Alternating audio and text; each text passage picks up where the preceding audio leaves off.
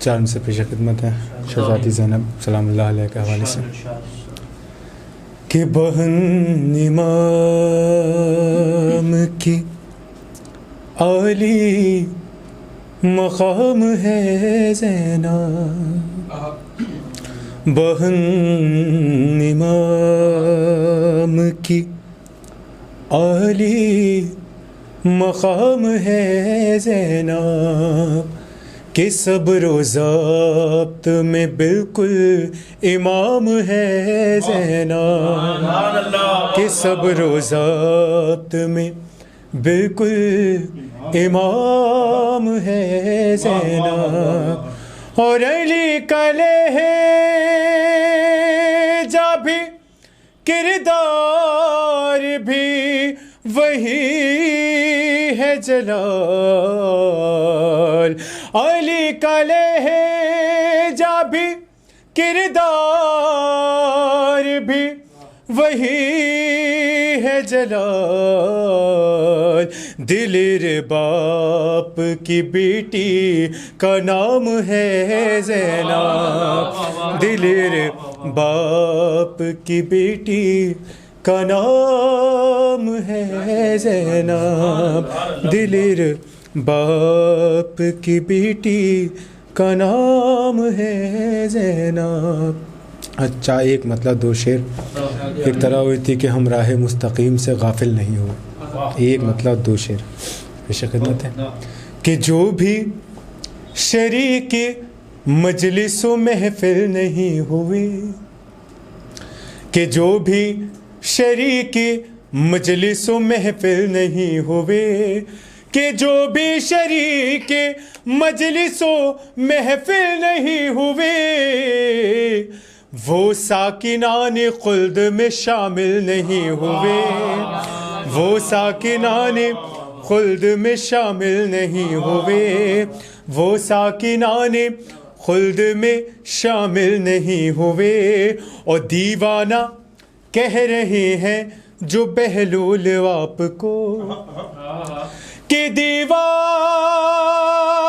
کہہ رہے ہیں جو بہلول آپ کو، میری نظر میں لوگ وہ عاقل نہیں ہوئے، میری نظر میں لوگ وہ عاقل نہیں ہوئے، میری نظر میں لوگ وہ عاقل نہیں ہوئے، اور مثال لگانے کی کوشش کی، دیکھیے گا دانی صاحب کہ میری نظر میں لوگ وہ عاقل نہیں ہوئے، اور دل میں علی کا عشق ہے اس بات کی دلیل، کہ دل میں علی کا عشق ہے اس بات کی دلیل، ہم راہ مستقیم سے غافل نہیں ہوئے، ہم راہ مستقیم سے غافل نہیں ہوئے، ہم راہ مستقیم سے غافل نہیں ہوئے۔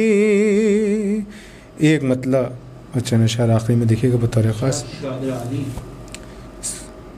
ردیف بطور خاص دیکھیے گا، مطلب پیش خدمت ہے کہ انہی کی ہر عمل میں مصطفیٰ کا درس ملتا ہے، کہ انہی کی ہر عمل میں مصطفیٰ کا درس ملتا ہے، انہی کے ہر عمل میں مصطفیٰ کا درس ملتا ہے، ہمیں بارہ اماموں سے خدا کا درس ملتا ہے، ہمیں بارہ اماموں سے خدا کا درس ملتا ہے۔ اور شعر دیکھیے بطور خاص دانی صاحب دیکھیے گا اسد بھائی، کہ فقط ایک آپ ہی ہیں ثانی زہرا زمانے میں، کہ فقط ایک آپ ہی ہیں ثانی زہرا زمانے میں، اے زینب آپ ہی سے فاطمہ کا درس ملتا ہے، اے زینب آپ ہی سے فاطمہ کا درس ملتا ہے، اور علی کے بعد بھی عباس کی صورت میں دنیا کو، کہ علی کے بعد بھی عباس کی صورت میں دنیا کو محمد مصطفیٰ اور مرتضیٰ کا درس ملتا ہے، محمد مصطفیٰ اور مرتضیٰ کا درس ملتا ہے۔ اور آخری شعر دیکھیے بطور خاص، جناب دانش صاحب دیکھیے گا، زرغام بھائی بطور خاص، کہ ہمارے دیکھ کے انداز تقسیم تبرک کے، کہ ہمارے دیکھ کے انداز تقسیم تبارک کے، جہاں میں غیر مذہب کو عطا کا درس ملتا ہے، جہاں میں غیر مذہب کو عطا کا درس ملتا ہے، جہاں میں غیر مذہب کو عطا کا درس ملتا ہے۔ اور مقطع پیش خدمت بطور خاص کہ ثنا آل محمد کی کرے گا بس وہی سرور، کہ ثنا آل محمد کی کرے گا بس وہی سرور، جسے بچپن سے ہی ان کی ثنا کا درس ملتا ہے، جسے بچپن سے ہی ان کی ثنا کا درس ملتا ہے۔ فاتحہ۔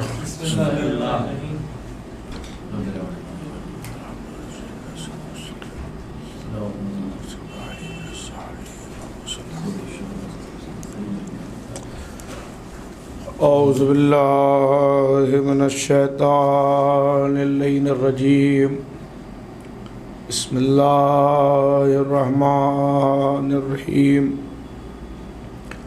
الحمد للہ رب العالمین، الصلاۃ والسلام علی سیدنا و شفیعنا ابی القاسم محمد، اللہم صلی علی محمد وآل محمد، واہل بیتہ الطیبین الطاہرین، ولعنۃ اللہ علی اعدائہم اجمعین، من یومنا ذی الی قیام یوم الدین۔ اما بعد فقد قال اللہ سبحانہ تبارک و تعالی فی کتابہ المبین وہو اصدق الصادقین، ان الدین عند اللہ الاسلام۔ صلوات بھیج دیں۔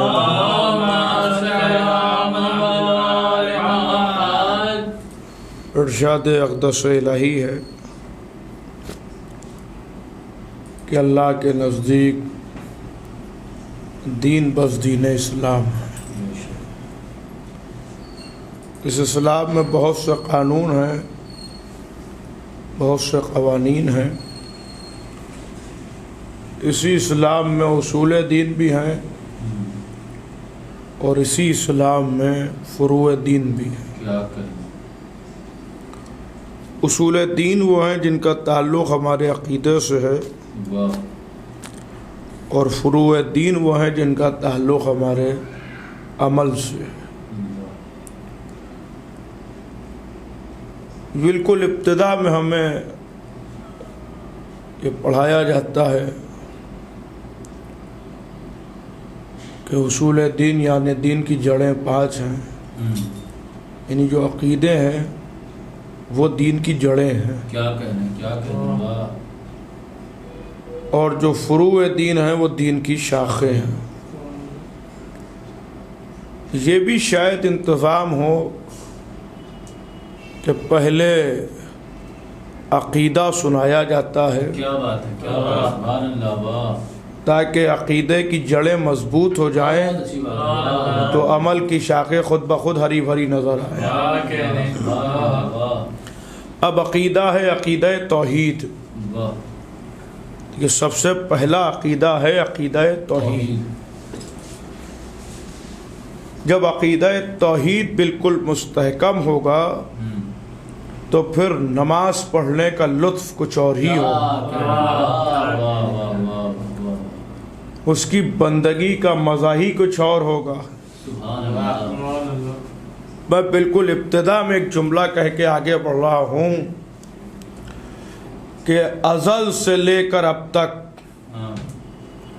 ہزاروں عابدین گزرے ہیں، کیا کہنے، سینکڑوں عابدین گزرے ہیں، کیا کہنے، مگر کسی عبادت گزار کا عقیدہ توحید اتنا مستحکم نہیں ہوا جتنا میرے علی کا ہے۔ دیکھیں سنیے گا، اور اولاد علی کا عقیدہ ملا۔ دیکھیں اس کی میں دلیل رکھتا ہوں، اس لیے میں نے یہ جملہ کہا ہے۔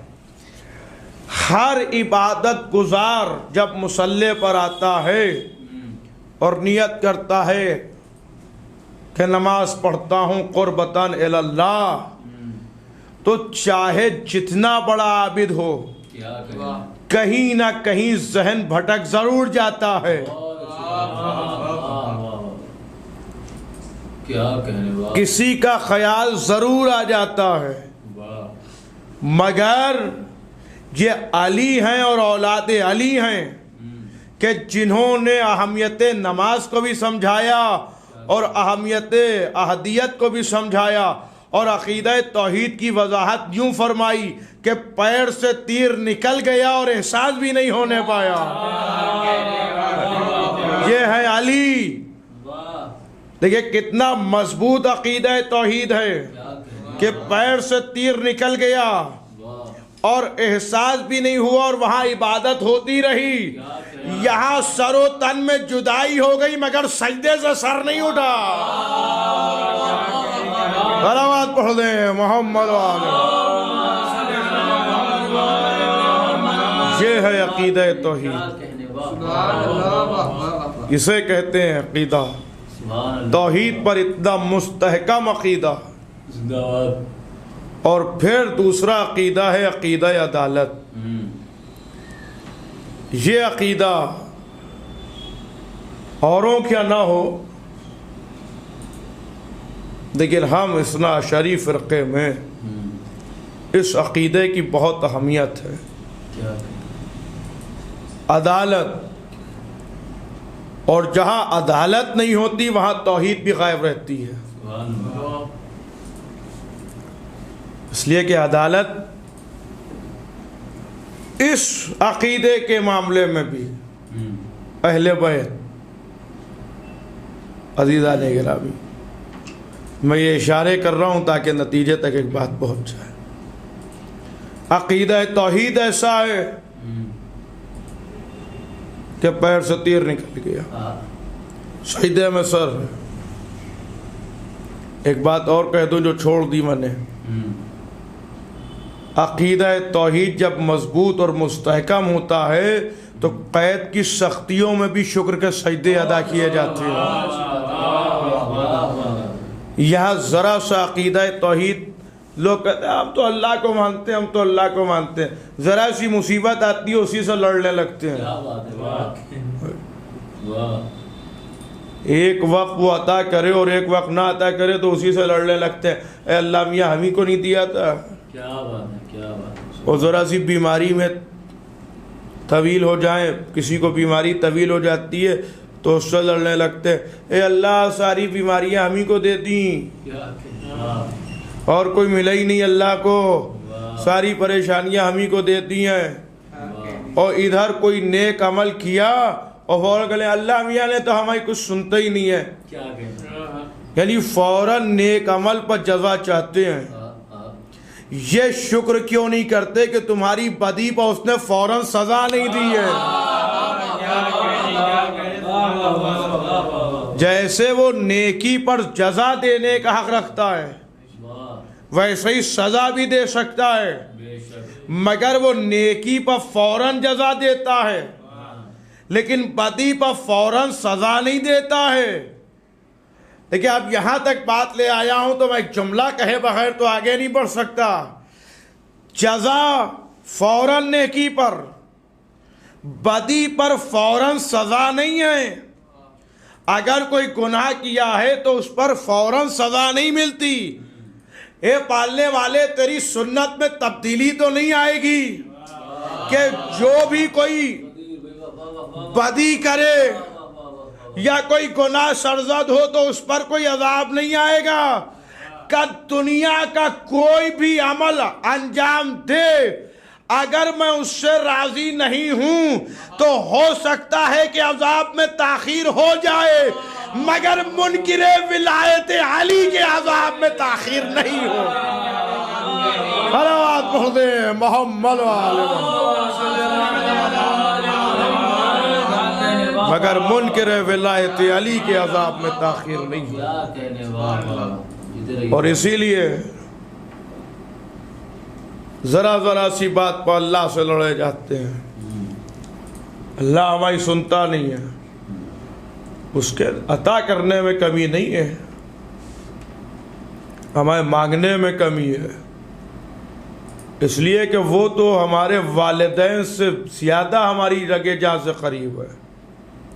اگر ہمارے والدین کسی بات پر ناراض ہو جاتے ہیں تو انہیں منانے میں کوئی تھوڑا سا تاخیر لگتی ہے، ان کی رضا حاصل ہونے میں تھوڑا سا تاخیر ہوتی ہے. لیکن وہ اللہ جو رگے جاں سے زیادہ قریب ہے، وہ اپنے بندوں پر اتنا مہربان ہے کہ تم پکارو تو تم اسے آواز تو دو. یہی بات مولا علی نے دعائے کمیل میں سمجھائی کہ یا سریع الرضا اغفر لمن لا یملک الا الدعاء. اے بہت جلد راضی ہو جانے والے، اے دعاؤں کے مستجاب کرنے والے، یا من اسمہ دوا وذکرہ شفا، جس کا نام دوا ہے، جس کا ذکر شفا ہے. بہت جلد راضی ہو جانے والے یہ وہی بتا سکتا ہے جس کے پاس مرضی الہی ہو. صلوات بر محمد و آل محمد.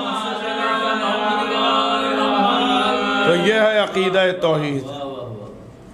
اور پھر عقیدہ عدالت. یہ عقیدہ جس میں بھی اہل بیت ہیں. میں ایک اشارہ کرتا ہوں عقیدہ عدالت کا.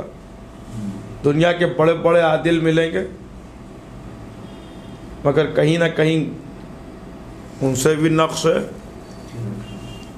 کہیں کہیں ان سے بھی کوتاہی ہے. فیصلہ کرنے میں کہیں ایک کو زیادہ دے دیا، ایک کو کم دے دیا. عدالتیں ہیں بڑی بڑی اور فیصلے ہوتے ہیں، اکثر فیصلے غلط بھی ہو جاتے ہیں. تو دنیا میں کوئی یہ دعویٰ نہیں کر سکتا کہ مجھ سے بڑا کوئی عادل نہیں ہے. بات تو جب ہے کہ عدالت کی گواہی کوئی دشمن دے. ہم تو کہہ رہے ہیں ہم بہت بڑے عادل ہیں، ہم بہت بڑے عادل ہیں، ہم بہت بڑے عادل ہیں، مگر بات تو جب ہے کہ جب عدالت کی گواہی دشمن دے. آئیے تاریخ میں دکھاتا ہوں کہ عدالت علی کی گواہی کس نے دی ہے. جب علی نے مرحب کے 2 ٹکڑے کیے برابر کے ٹکڑے. اور مرحب کی بہن مرحب کے لاش پر آئی تو اس نے یہ نہیں کہا کہ بھائی، اس کا تاریخ میں جملہ موجود ہے، اے بھائی میں تجھ پر روؤں گی نہیں، بلکہ میں تیرے قاتل کی شجاعت کی داد دوں گی کہ ٹکڑے بھی کیے ہیں تو برابر کے کیے ہیں. یہ ہے عدالت علی. صلوات پڑھ دیں محمد والے محمد. یہ ہے عدالت علی. اور اب عقیدہ ہے عقیدہ نبوت. اس کی گواہی اس لیے کہ یزید اسی کا مخالف تھا اور وہ کہہ رہا تھا کہ کوئی وحی نہیں آئی تھی، کوئی نبی نہیں آیا تھا. یہ عقیدہ بھی سنبھال کے رکھیے. اور اس عقیدے کا اعلان دربار یزید میں ہوا، جہاں 700 کرسی نشین بیٹھے ہوئے ہیں اور ایک شخص ہے جو بکواس کیا جا رہا ہے، اہل بیت کی شان میں گستاخی کر رہا ہے. ایک مرتبہ وہ امام آگے بڑھا جس کے ہاتھوں میں ہتکڑیاں تھی، پیروں میں بیڑیاں تھی. کیا اجازت ہے کہ میں بھی اس لکڑیوں کے ڈھیر پر جاؤں؟ اجازت ہے مجھے کہ میں اس لکڑیوں کے ڈھیر پر جاؤں؟ امام کا یہ جملہ قیامت تک کے لیے پیغام دے رہا ہے کہ اگر اہل بیت کے فضائل نہ بیان ہو تو ممبر نہ کہنا، لکڑیوں کا ڈھیر کہنا. اب جو لوگ آج اہل بیت کی شان میں گستاخیاں کر رہے ہیں اور اپنے کو ذاکر بھی کہتے ہو ممبر پہ آ کے، ہمیں یہ سمجھ میں نہیں آتا، ہمیں یہ سمجھ میں نہیں آتا، تو میری ایک ہی بات سمجھ میں آتی ہے، وہ جو ممبر پر بیٹھے ہوئے کہہ رہے ہیں کہ ہم ممبر رسول پر بیٹھے ہیں، ممبر پر نہیں بیٹھے ہیں، آپ لکڑیوں کا ڈھیر پر بیٹھے ہیں اور جو پڑھ رہے ہیں وہ یزید کا نقشہ پڑھ رہے ہیں. جو یزید کے دربار میں ہو رہا تھا وہی آپ کر رہے ہیں. جو یزید کے دربار میں ہو رہا تھا وہی عمل آپ بھی انجام دے رہے ہیں. اب ہماری قوم لباس دیکھ کے دھوکہ کھا جاتی ہے، ہے لباس رسول پہنے. اب لباس سے دھوکہ نہ کھائیے گا، اس لیے کہ ابلیس سے اچھا لباس کسی کے بعد نہیں ہوگا.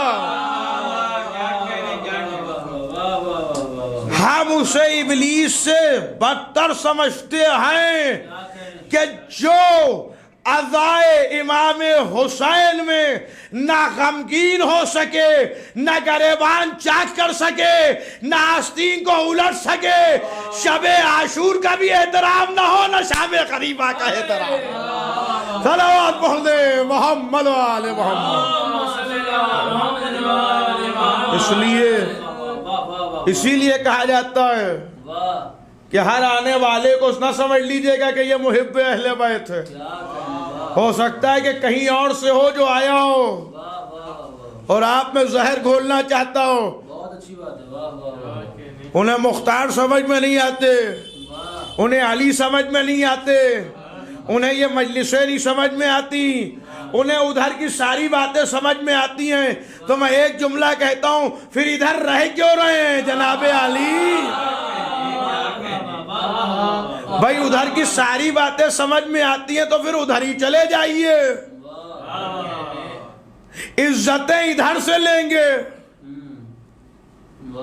دیکھیں اب ممبر ہے، کچھ باتیں ممبر کے ادب کے لیے بھی نہیں کہہ سکتا ہوں، ورنہ کہنے کے لیے تو بہت سی باتیں ہیں.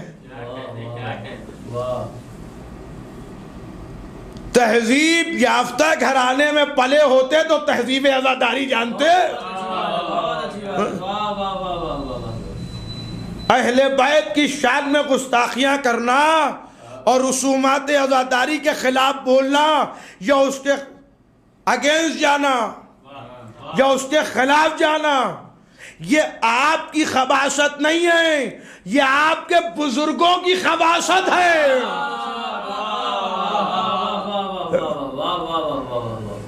کہ جہاں عزاداری سمجھ میں نہیں آ رہی ہے، حالات حاضرہ آپ کے پیش نظر ہیں، بولنا ضروری ہے کہ شب عاشور جو منظر ہوا عزاداری کے ساتھ، جس نے بھی کچھ کیا وہ اسی دنیا میں پائے گا۔ ممبر پر مولا تشریف لے گئے، اس کے بعد اب فرمایا کہ میں ممبر پر ہوں، ابھی تک لکڑیوں کا ڈھیر تھا، اب ممبر پر آئے، صاحب ممبر،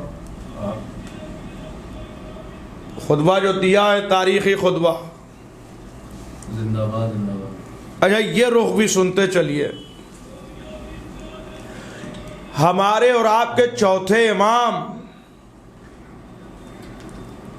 جن کے باپ مولا حسین، ماں جناب شہر بانو ہیں، جو عجم کی شہزادی ہیں، عرب اور عجم کی لڑائی ہمیشہ سے رہی، عرب یہ کہتا تھا کہ عجم بولنا نہیں جانتے،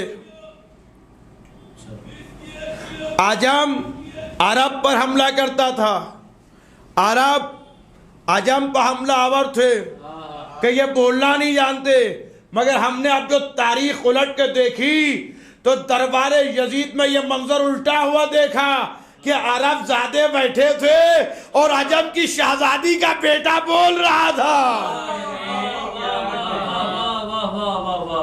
عجم کی شہزادی کا بیٹا بول رہا تھا، اور بتایا کہ دیکھو ہم وہ ہیں جن پر عرب و عجم کا اثر نہیں ہوتا، ہم جب بولتے ہیں تو الہی لہجے میں بولتے ہیں۔ صلوات پڑھتے ہیں محمد و آل محمد۔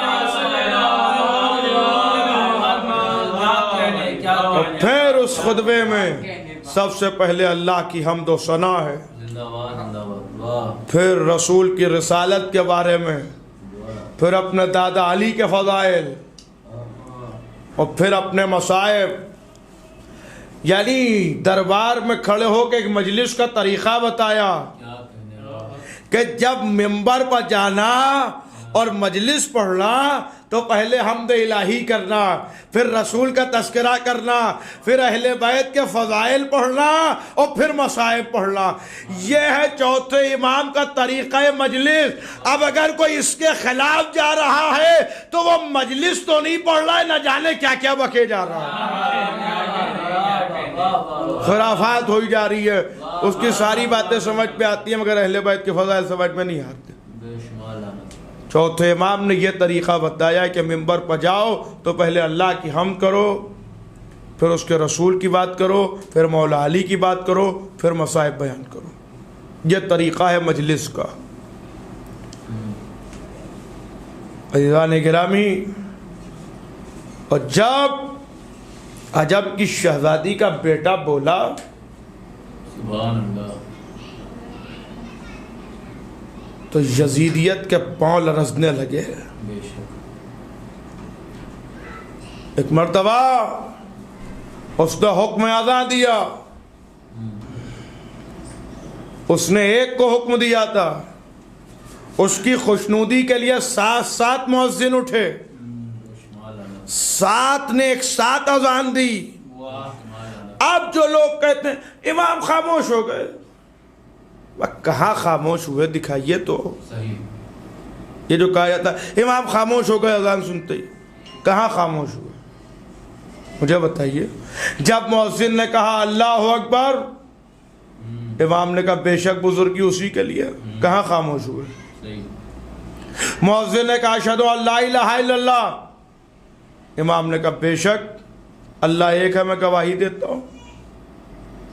اب جب مؤذن نے کہا اشہد ان محمد رسول اللہ، تو آپ امام یزید سے مخاطب ہوئے، یزید بتائیے تیرے دادا کا نام ہے یا میرے دادا کا نام ہے؟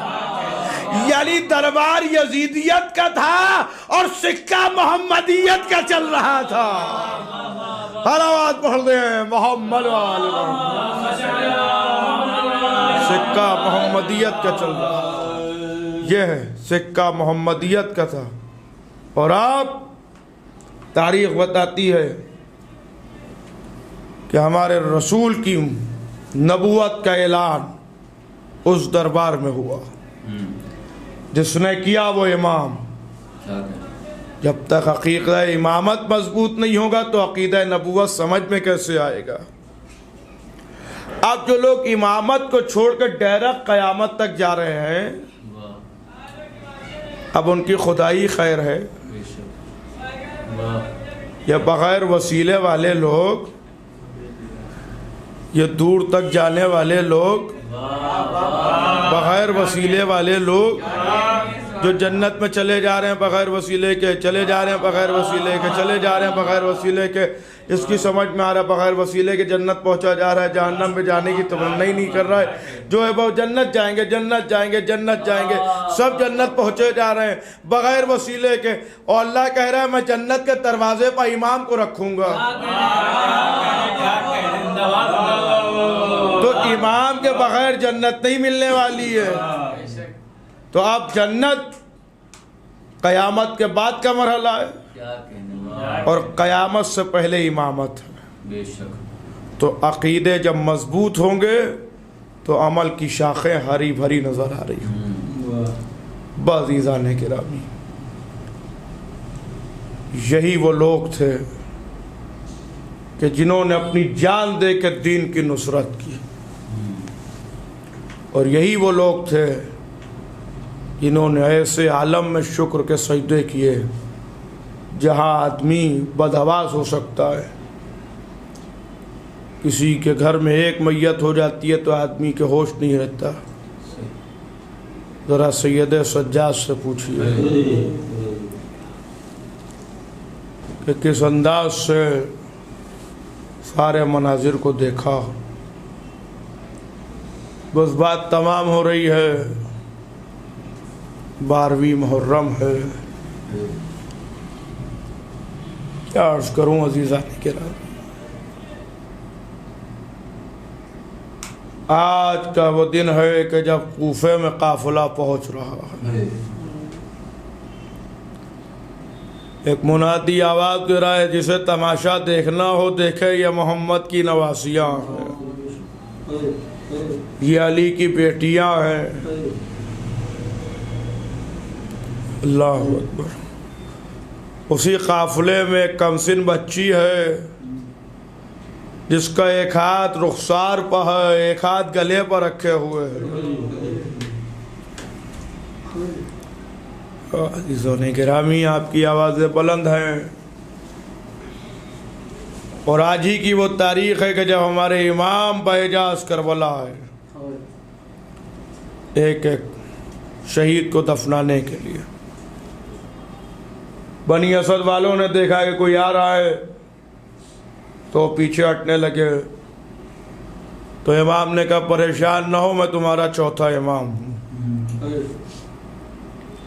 بنی اسد والوں کو ساتھ لیا، حبیب کے لاشے کو اٹھایا، حبیب کو دفنایا، حر کو دفنایا، حر کے بیٹے کو دفنایا،